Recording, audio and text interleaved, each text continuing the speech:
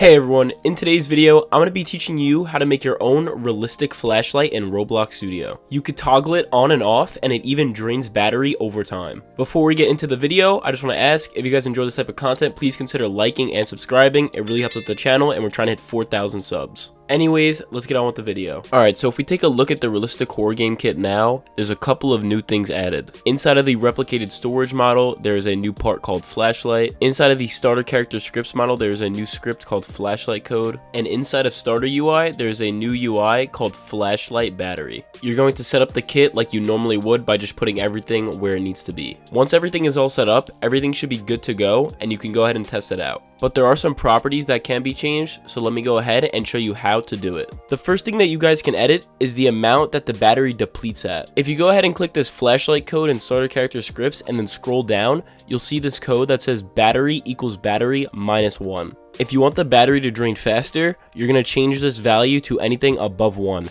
So 1.3, 2, 2.1, 3, 4, and so on. If you want it to go slower, you're going to change it to a number below 1. So 0.9, 0.8, 0.5, anything below 1 to make it go slower. If you want to change how big the flashlight is, you're going to go ahead and go to replicated storage, open this flashlight part, and click the spotlight. After you have that selected, you can go ahead and mess around with the values and the properties until you find something that you like. That's pretty much it for today's tutorial, but if you have any more questions or concerns, please join my Discord server linked in the description of this video or the pinned comment. I have great staff, and we try to help you with any bugs or errors that you might have.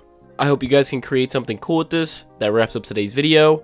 Chase your dreams, and as always, I will see you guys in the next one.